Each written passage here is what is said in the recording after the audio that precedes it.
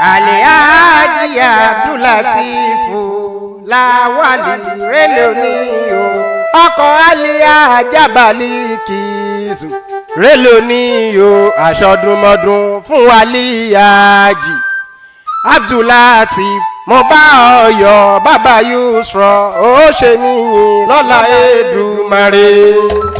ẹ jẹ́ n kí ẹni tí kíkí tọ́ sí oníkan òní mo bá ọ yọ̀ mo bá ọ dúpẹ́ gbogbo November 6 lọ́dọọdún ọjọ́ bí Alhaji Abdulateef Lawali ló bọ́ sí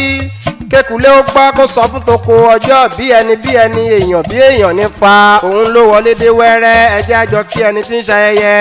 owó orí ọkọ Alhaja Balikisu ní ṣayẹyẹ orí kádùn kó yẹ ọ́ kalẹ̀ Alhaji ọkọ Alhaja ò ní mọ̀ṣì ẹ wo ọlọ́jọ́ bí òní gangan lèmi ń bá dúpẹ́ Alhaja Balikisu ìyàwó rẹ̀ ríran mi níṣẹ́ pé kí n máa kí ẹ ní kíkí tó lápẹẹrẹ kíkí tí jórí èèyàn ó wú níṣẹ́ tó gbélé mi lọ́wọ́ kí ọba aláàánú ó ṣílẹ̀kùn àánú rẹ̀ fún Abdulateef ọlọ́jọ́ bí àtàtà ọlọ́jọ́ bí ó nítorí Yusra Basit àti Nawaz ni mo ṣe fẹ́ máa kí ọ délédélé o Alhaji Abdulateef Lawali súnmọ́ bí ó yá máa dá gọ̀jọ̀gọ̀jọ̀ jẹ́ kí ara jí pé aya tó fẹ́ sílé ló kúkú rán mi níṣẹ́ akin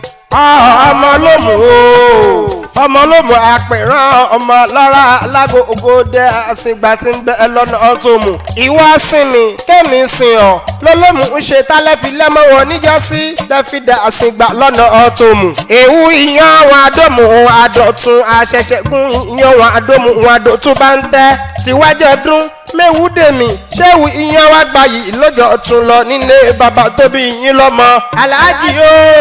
ìjà ìwú ìyẹn tó ṣẹlẹ̀ lómù níjọ́sí ló sọ bàbá yín do lówó ló sọ bàbá yín do lọ́mọ òmù ìmọ̀sí ọmọ àbòrókò là òmù ìmọ̀sí ọmọ àbòrókò lówó lọ́wọ́ ìrókò ọmọ ìmọ̀sí ló sọ pé òun oníjà aríná mọ́ ọ̀rọ̀ ìmọ̀sí ló sọ pé òun oníjà arógun mọ́ ọmọ gbìjà òmù kálẹ̀kálẹ̀ ọmọ ọlọ́mọ àpèrán ọmọ lọ́ra lágogo dẹ ọmọ ìmọ̀sí ọmọ adájà dáteku ọmọ ìmọ̀sí ọmọ adájà dátàtì ọmọ ìmọ̀sí mo dájà ṣe ná lọ́jọ́ sí àtẹ́kọ́ àtàtì làánàjà ilé bàbá yín dalẹ̀ ọmọ ìmọ̀sí ọmọ ọlọ́gọ́fà obìnrin kì í gboko bẹ́ẹ̀ náà ni kì í gbọ̀fẹ̀ owó ńláńlá aṣọ ńláńlá ni bàbá yín fi ìfẹ́ ni Alhaji Abdulateef Lawali o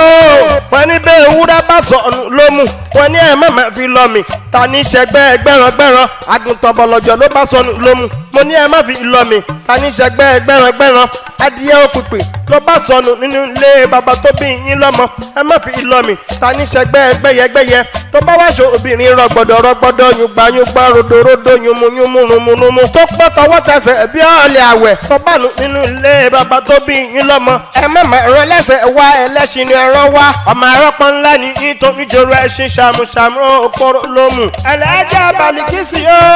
mo jíṣẹ́ tó rán mi o ó ní kí n bá o máa kí ọ lówó orí ọkọ rẹ máa ìdàlì pípa aṣọdúnmọ́dún o aṣoṣù mọ́ṣù o gbogbo November 6 lọ́dọọdún lọ́jọ́ bíi Alhaji Abdulateef Lawali bí wọ́n bá wá bí wípé ta ló kọrin wí sí yín létí ẹ bá mi máa sọ fún wọn wípé Ìdòwú iye ni Ìjẹ̀bú Waterside lèmi kúkú ti wá ọmọ Ìwòpẹ́ Àjídà gan lèmi Ìdòwú ọmọ Ògúnbàjò.